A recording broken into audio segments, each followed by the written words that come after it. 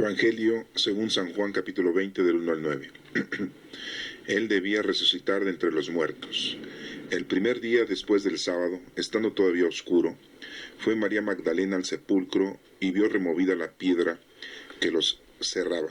Echó a correr, llegó a la casa donde estaban Simón Pedro y el otro discípulo, a quien Jesús amaba, y les dijo: se han llevado del sepulcro al Señor y no sabemos dónde lo habrán puesto. Salieron Pedro y el otro discípulo camino del sepulcro. Los dos iban corriendo juntos, pero el otro discípulo corrió más aprisa que Pedro y llegó primero al sepulcro, e inclinándose miró los lienzos puestos en el suelo, pero no entró.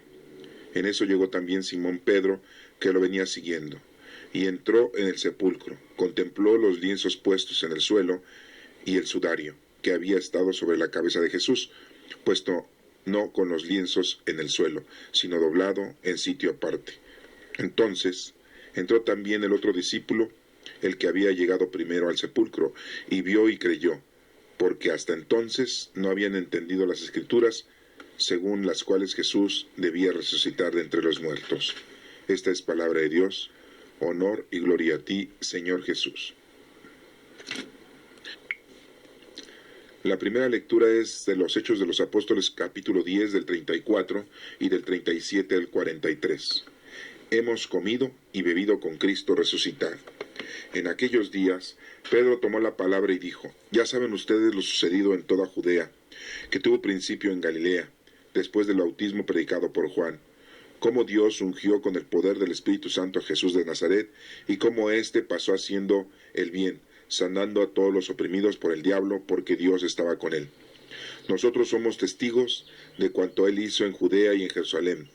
Lo mataron colgándolo de la cruz, pero Dios lo resucitó al tercer día y concedió verlo, no a todo el pueblo, sino únicamente a los testigos que él de antemano había escogido, a nosotros que hemos comido y bebido con él después de que resucitó de entre los muertos.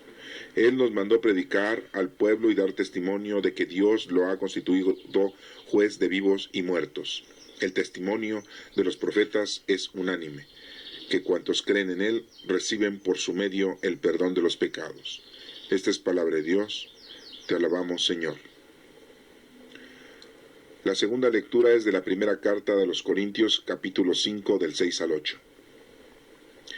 Tiren la antigua levadura, pues Cristo nuestro Cordero Pascual ha sido inmolado. Hermanos, ¿no saben ustedes que un poco de levadura hace fermentar toda la masa? Tiren la antigua levadura para que sean ustedes una masa nueva, ya que son pan sin levadura, pues Cristo nuestro Cordero Pascual ha sido inmolado.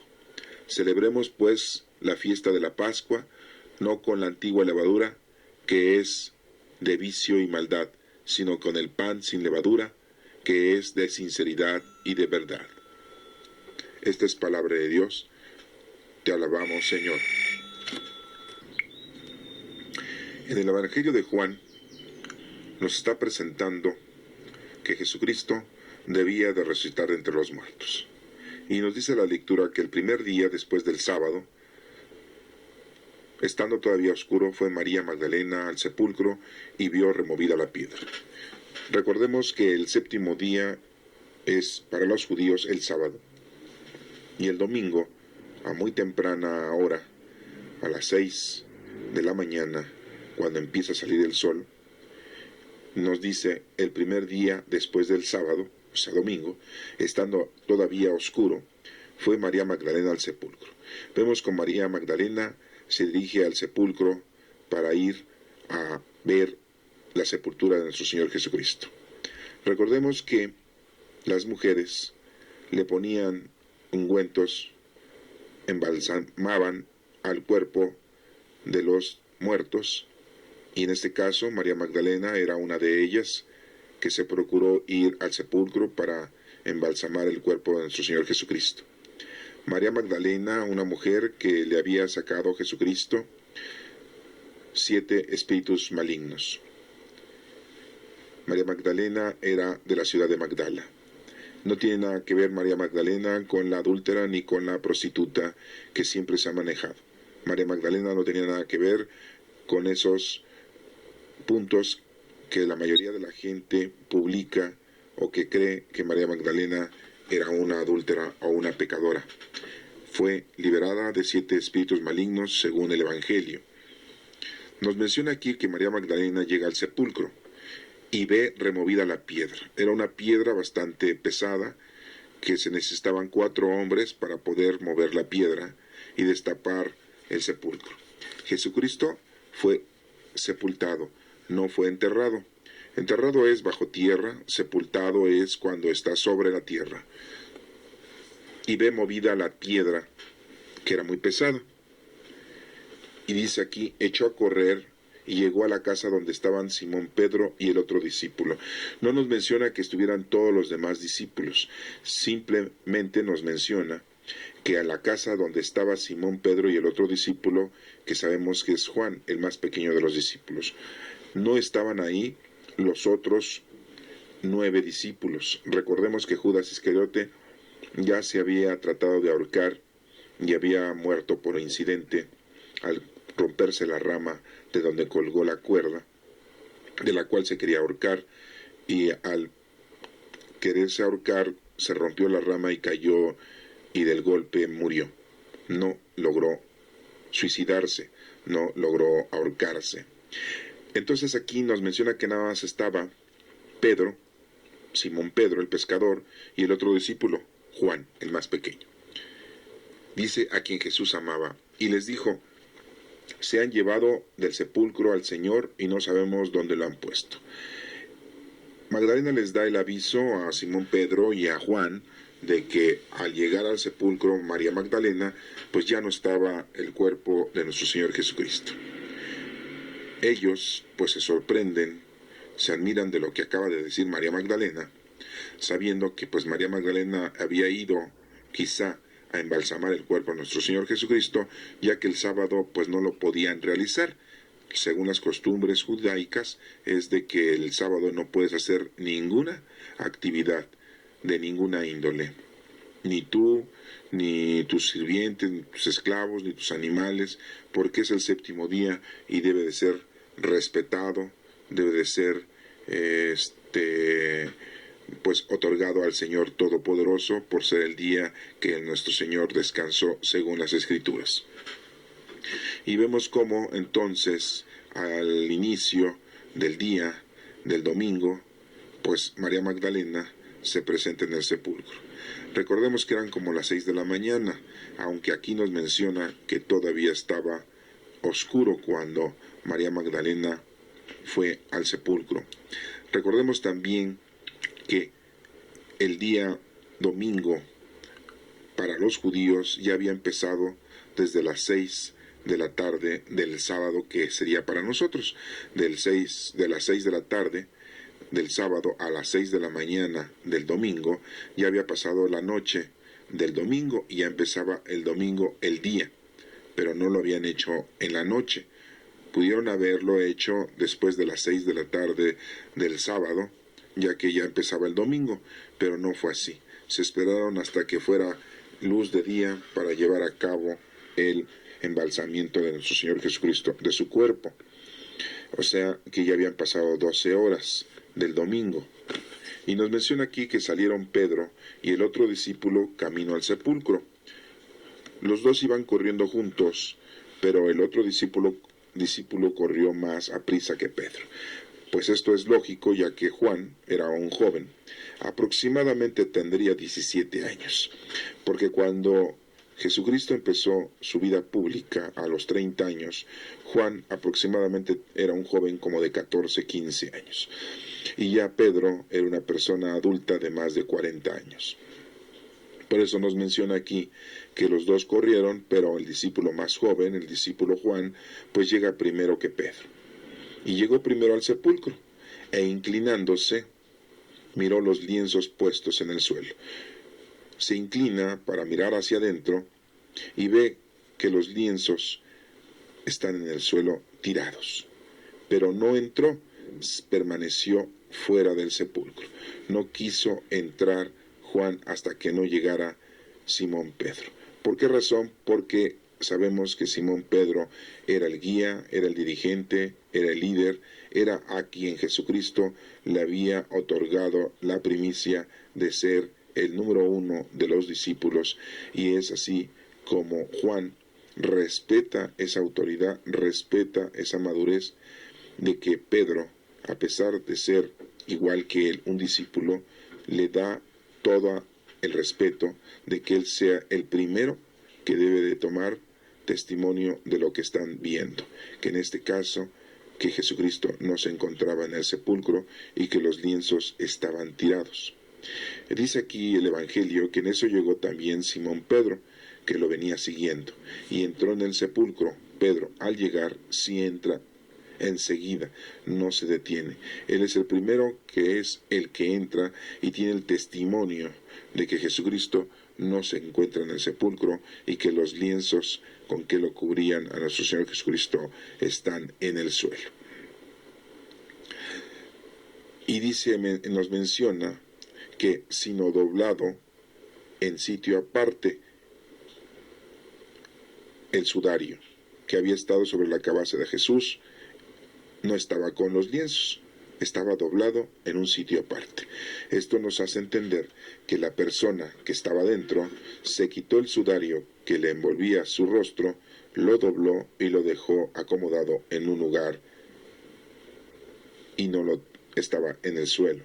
Le estaba dando una importancia al sudario, le estaba dando una importancia a lo que nosotros ahora en nuestra actualidad le llamamos la sábana santa. Entonces entró también el otro discípulo. Ya vemos cómo después de haber entrado Pedro, Simón Pedro, también entra Juan, el que había llegado primero al sepulcro, y vio y creyó. Nos damos cuenta entonces que tanto Pedro como Juan son testigos de la resurrección de nuestro Señor Jesucristo y de que nuestro Señor Jesucristo ya no se encontraba en el sepulcro. La pregunta es, ¿quién abrió la piedra, siendo que se necesita la fuerza de 4 hombres para poderla rodar, ya que era circular y estaba tapando la entrada de ese sepulcro? Nosotros nos podemos poner a pensar que el poder de nuestro Señor Jesucristo hizo que esa piedra se rodara y que esa piedra se quitara de la entrada. También sabemos que nuestro Señor Jesucristo, al levantarse, al resucitar, dobló el sudario y lo puso en un lugar aparte, y los lienzos que estaban en el suelo eran los cuales él estaba siendo sujeto cuando fue sepultado, y esos no tenían mucha importancia. Y aquí vemos cómo nos menciona la Escritura que Juan y Pedro, al ver esto, creen, porque hasta entonces no habían entendido las Escrituras. Recordemos que eran pescadores, que no eran personas ni escribas, ni fariseos, ni sacerdotes, ni nada que se les pareciera al Sanedrín. Eran simple y llanamente judíos pescadores. No se habían dedicado a conocer la palabra de Dios de una forma profunda, según las cuales Jesús debía resucitar de entre los muertos. Así nos menciona la Escritura. Por lo tanto, pues los discípulos en ese momento, al ver que no está nuestro Señor Jesucristo, pues creen que nuestro Señor ha resucitado, ha regresado de la muerte a los vivos. Ellos lo vieron crucificado. Recordemos que Pedro lo seguía a distancia, que Juan había estado con María, la madre de nuestro Señor Jesucristo, a los pies de la crucifixión, y sabemos también que Jesús le había dicho a Juan, ahí tienes a tu madre, y le dijo a su madre: mujer, ahí tienes a tu hijo. Y vemos entonces cómo Juan era testigo de que nuestro Señor Jesucristo había sido muerto, que lo habían crucificado, le habían clavado en sus manos, sus pies, que le habían metido una lanza en el costado para saber si verdaderamente estaba muerto, y los soldados habían dado fe de que Jesucristo había muerto. Los soldados romanos eran testigos de la muerte de nuestro Señor Jesucristo, y a lo lejos Pedro pues sabía que nuestro Señor Jesucristo había muerto, y Juan, muy cerca de Jesucristo, de su muerte, estuvo ahí presente acompañando a la madre de Jesús. Estos dos discípulos eran testimonios o eran testigos de que Jesús había muerto, y ahora eran testigos de que Jesucristo había resucitado. Este evangelio nos está comunicando Juan, que es el evangelio de Juan, es este evangelio, y este discípulo que se presentó nos está contando cómo se suscitaron las cosas y cómo ellos han creído de que Jesucristo había sido resucitado. Por lo tanto, es la primera parte en donde vemos que nuestro Señor Jesucristo hace presencia de su resurrección. Veamos pues ahora la primera lectura de los Hechos de los Apóstoles, capítulo 10, del 34 y del 37 al 43. Y nos dice aquí los Hechos de los Apóstoles, escrito por Lucas, que no fue discípulo de nuestro Señor Jesucristo. Recordemos que fue un médico muy estudiado y codiscípulo de los discípulos, y que investigó todo el suceso de nuestro Señor Jesucristo y escribió su Evangelio de Lucas, y también escribió los Hechos de los Apóstoles, así se denomina. Y nos menciona el subtítulo: hemos comido y bebido con Cristo resucitado. O sea que nuestro Señor Jesucristo, cuando ha resucitado, resucita en cuerpo y alma. Muchos podrán pensar que había resucitado solamente en espíritu, en alma, pero no, había resucitado en cuerpo y en alma. Nos menciona la lectura que en aquellos días Pedro tomó la palabra y dijo. Vemos cómo Pedro, siendo el primer papa, siendo el dirigente, siendo el guía, siendo aquella persona que nuestro Señor Jesucristo lo dejó para que tomara el lugar principal de dirigente de todos los demás discípulos. Y pues aquí vemos cómo en Hechos de los Apóstoles nos está mencionando que está llevando a cabo ese menester, y que dice que Pedro toma la palabra y dice: ya saben ustedes lo sucedido en toda Judea. Les está hablando a los discípulos, a sus demás compañeros, que en este caso recordemos que son 9, y que pueden haber estado otras personas ahí. Y dice aquí que tuvo principio en Galilea, ahí en Nazaret de Galilea, después del bautismo predicado por Juan.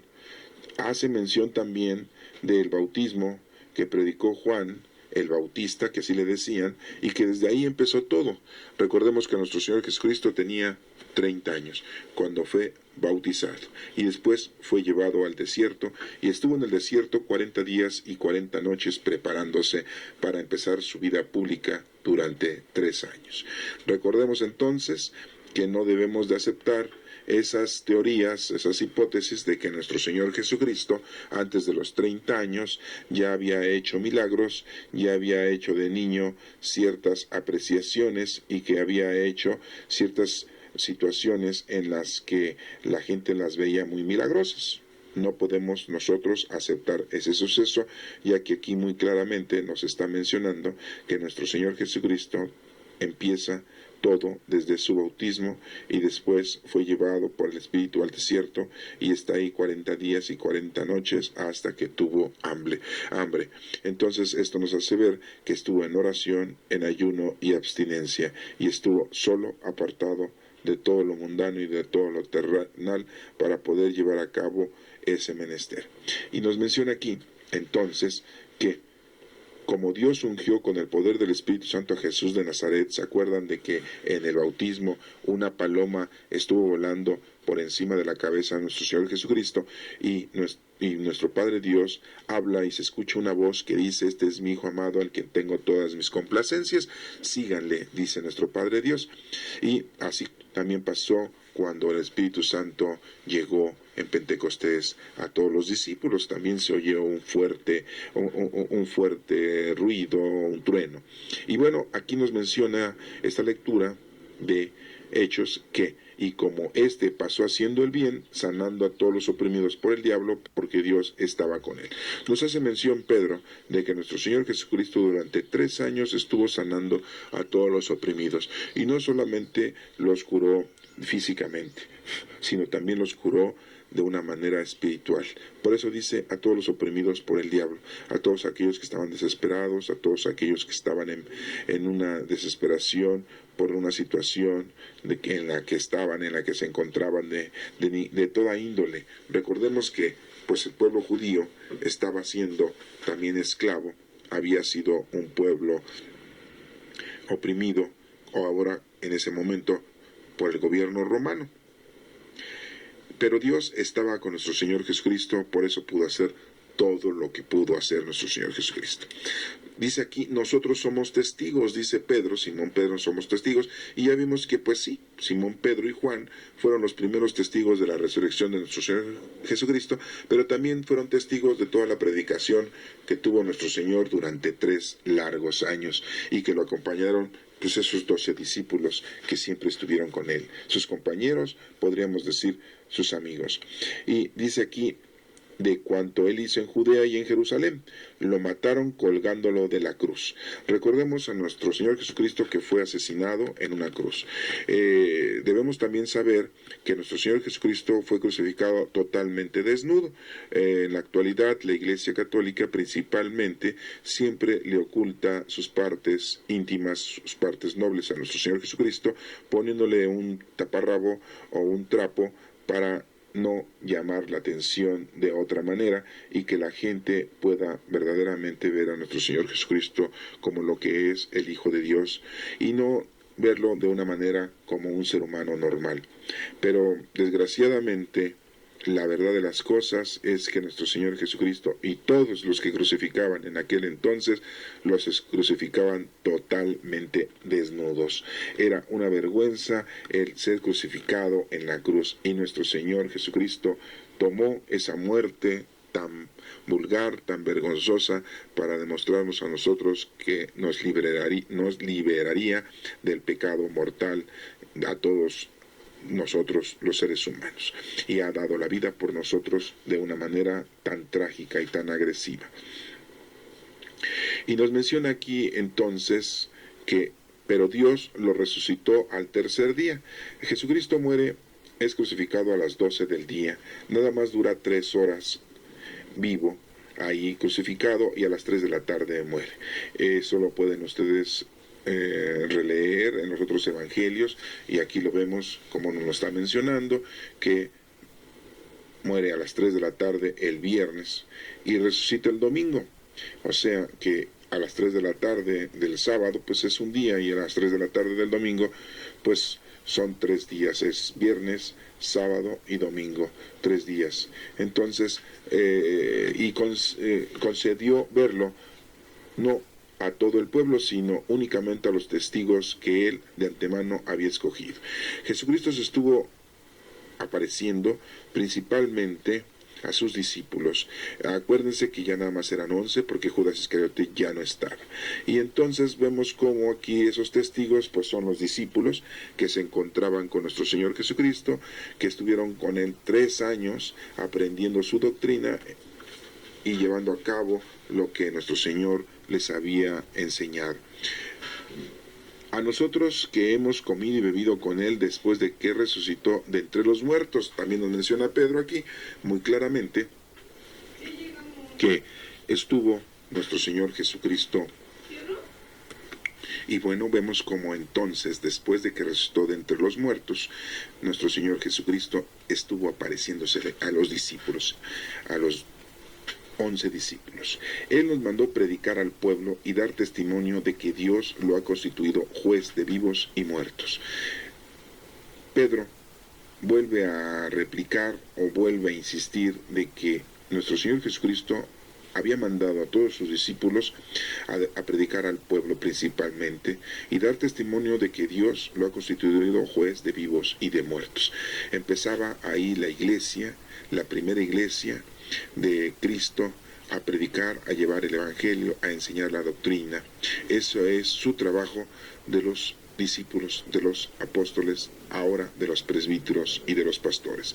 El testimonio de los profetas es unánime, que cuantos creen en él reciben por su medio el perdón de los pecados. Entonces nos hace también una referencia de que el testimonio de los profetas es unánime, es uno solo, que cuantos creen en él reciben por su medio el perdón de los pecados. Hemos visto en otras lecturas que nos ha mencionado que todos aquellos que creen en Cristo han sido salvados o ya están salvados, porque el creer en Jesucristo es seguir a Jesucristo y por lo tanto ya están salvados. Lo único que nosotros tenemos que hacer, recordemos, no se nos van a pedir cuentas de los pecados que hayamos cometido, sino se nos van a pedir cuentas de lo que hayamos hecho de obras de caridad. El que cree en Cristo ya está salvado. En la primera carta de los Corintios, capítulo 5, del 6 al 8, dicen: tiren la antigua levadura, pues Cristo nuestro Cordero Pascual ha sido inmolado. Y dice aquí Pablo, que les manda un consejo, una carta a los de Corinto, le dice: hermanos, ¿no saben ustedes que un poco de levadura hace fermentar toda la masa? Esa poca levadura es Cristo, y que hace fermentar toda la masa quiere decir que con lo que Cristo hizo, todos los demás podemos hacer lo que Él nos ha mencionado que hagamos, ya que nos ha mandado a su Espíritu Santo y tenemos los dones, y con los cuales podemos llevar a cabo su obra salvífica. Dice: tiren la antigua levadura, su antiguo comportamiento, su mala forma de conducirse, para que sean ustedes una masa nueva. Nos está invitando lo mismo que Juan el Bautista invitó a la gente a que se reconciliaran, a que abandonaran su mala forma de conducirse, su antigua forma, y que ya tomaran su nueva forma, que era la de Cristo, la de su doctrina y la de su salvación. Ya que son pan sin levadura, dice Pablo, pues Cristo nuestro Cordero Pascual ha sido inmolado. Cristo nuestro Cordero Pascual es un paso pascual, quiere decir paso. El Cristo es un Cordero de paso que nos dejó nuestro Padre Dios y que nos ha hecho pasar del pecado a la salvación. Ha sido inmolado, ha sido ofrecido, ha sido sacrificado. Celebremos pues la fiesta de la Pascua, pero ya no una Pascua de judíos de cuando fueron liberados de Egipto, sino que ahora es liberados del pecado, de la maldad, de la antigua forma de vivir, y ahora nos está pidiendo que seamos nosotros unos hombres nuevos. Por eso nos pide que olvidemos esa antigua levadura, esa antigua forma de ser y de vivir. Y dice: no con la antigua levadura sigamos viviendo, sino que es de vicio y maldad, sino con el pan sin levadura, que es de sinceridad y de verdad. Veamos entonces que el pan verdadero es Cristo mismo. Por eso dice esta última frase: sino con el pan sin levadura, que es de sinceridad y verdad. Esa sinceridad y verdad nos lo ha demostrado nuestro Señor Jesucristo en su forma de ofrecer su vida por nosotros. Entonces vemos como Pablo nos está invitando a que nosotros seamos unas personas nuevas, ya con la doctrina de Cristo, ya con la palabra de Dios que nos ha dejado, con su ejemplo, y vemos como Pedro también nos está hablando de que el poder del Espíritu Santo pues sobreposó a nuestro Señor Jesucristo, y que ese Espíritu Santo en la actualidad lo tenemos todos nosotros, y es con el cual podemos nosotros llevar a cabo nuestras obras de caridad. Y Pedro también nos está diciendo que pues así como ellos fueron testigos de todo lo sucedido, y nosotros ahora somos testigos de la palabra de Dios y de la doctrina, la tenemos que llevar a ejecutar con nuestros hermanos. Vemos aquí los dos discípulos importantes, Pedro y Pablo. Pedro, discípulo de nuestro Señor Jesucristo; Pablo, un discípulo convertido que era quien perseguía a los cristianos, y que nuestro Señor Jesucristo lo convirtió y lo reformó para que fuera un discípulo también más, aunque no vivió y no conoció a Jesucristo en persona, pero Jesucristo lo hizo que lo viera en una aparición que tuvo en un camino, en un momento de su vida, Pablo, y para que se arrepintiera. ¿Por qué fue escogido Pablo para que llevara a cabo la palabra de Dios? Porque Pablo era una persona preparada, era una persona que tenía conocimiento de varias culturas, de varias lenguas, era una persona que le tenían respeto, ya era un ciudadano romano, y de esa manera nuestro Señor Jesucristo lo elige a Pablo por tener esas condiciones, las cuales él tenía que escribir, y lo vemos aquí, que le escribió a la iglesia de los colosenses, a la iglesia de Corinto, a la iglesia de los Gálatas, de los Efesios, de Tesalonicenses, y también escribió cartas a diferentes discípulos de nuestro Señor Jesucristo, también a codiscípulos de nuestro Señor Jesucristo, como a Tito, a Filemón, a Timoteo, y nos menciona aquí Pablo que su preparación es muy amplia, y ya que nos está explicando de una manera pues muy enérgica, justa y honesta, de que nosotros como sus hermanos debemos de dejar la vida anterior, esa levadura que pues nos está oprimiendo, esa antigua levadura, y que ya debemos de ser un pan sin levadura, que es la sinceridad y la verdad. Esto habla no de un pan físico, sino de un pan espiritual. Y vemos como aquí, bueno, pues tenemos a los dos discípulos, Pedro y Pablo. Dirán ustedes, ¿y dónde está Juan? Recordemos que Juan tiene 3 cartas en el Nuevo Testamento, y también escribió el Apocalipsis, que le dicen también Revelación, y tenemos su Evangelio. Y todo esto ahorita pues lo estamos analizando, ya que también acabamos de escuchar el Evangelio de San Juan, en la que nos menciona cómo él fue testigo de la resurrección de nuestro Señor Jesucristo, y que en ese momento que llegó a sepulcro, con todo respeto, con toda seriedad, él no entra, sino que espera a que Jesús ya había elegido como guía espiritual, como primer papa, que era Simón Pedro. Y vemos su actitud, vemos su conducta, vemos su apreciación, su respeto y su amor que tiene a nuestro Señor Jesucristo. Y vemos también cómo nos denuncia cuál fue la forma en que nuestro Señor Jesucristo había resucitado, y que pues la que había ido en primer término había sido María Magdalena, esa mujer que les acabo de mencionar, que había sido liberada de 7 espíritus malignos. Y pasemos al Salmo responsorial, es el Salmo 117, y dice: este es el día del triunfo del Señor. Esto es muy importante este próximo domingo, ya que todos los cristianos verdaderamente sabemos que este es el grandioso día.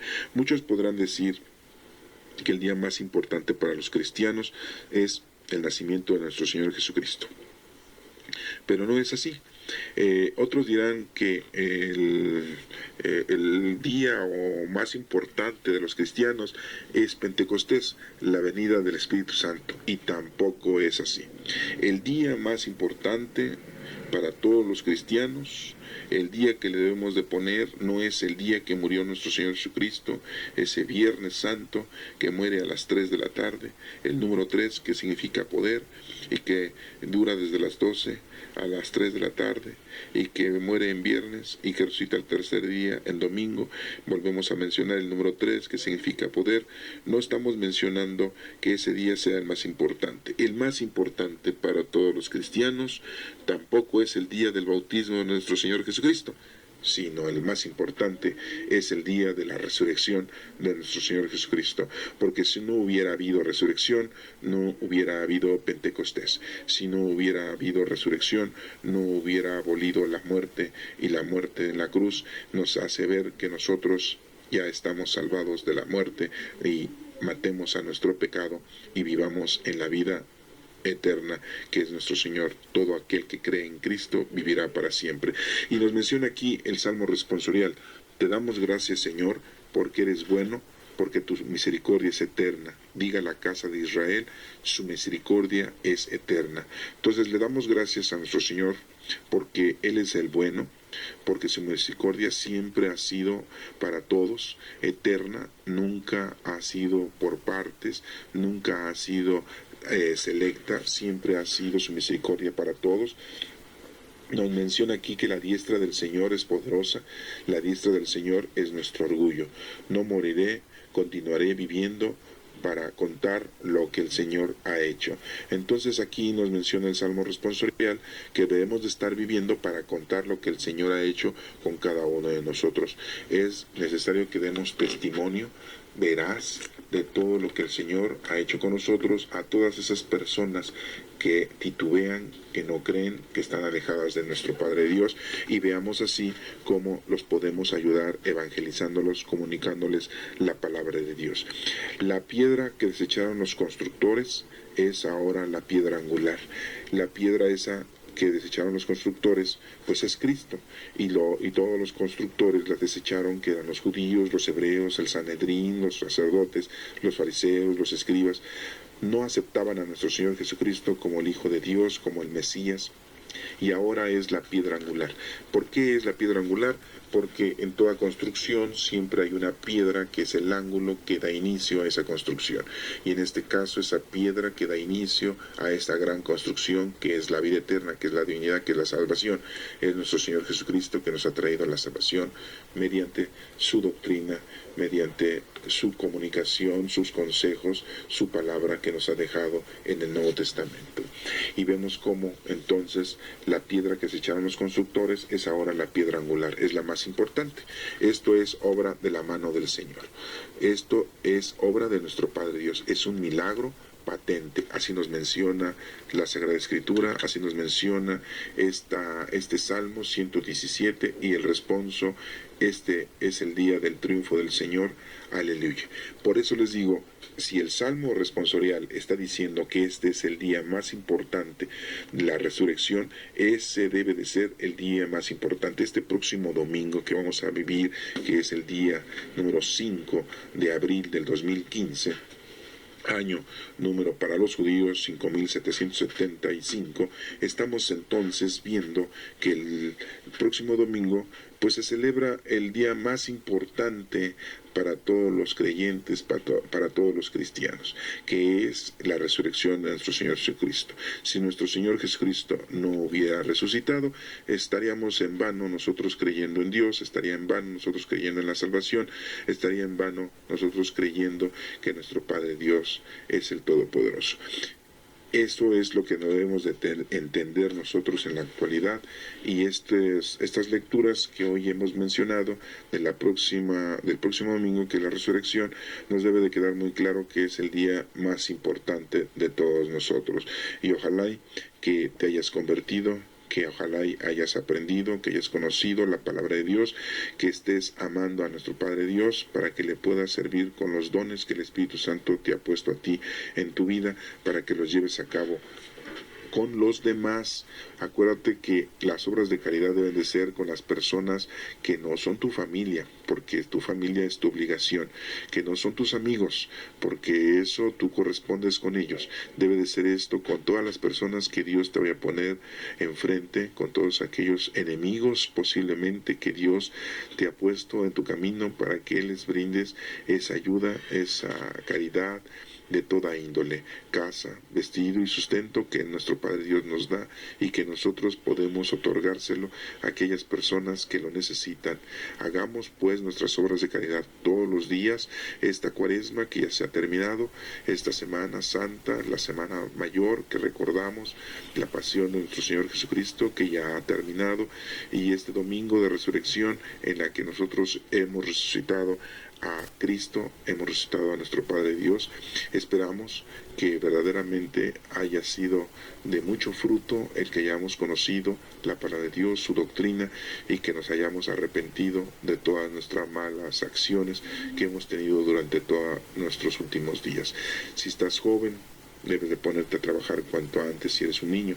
Si eres una persona adulta, nos queda poco tiempo, y si eres un anciano, haz cuanto antes lo que tienes que hacer, y no te vayas antes de este mundo sin haber cumplido y hecho lo que el Señor nos ha destinado a cada uno de nosotros.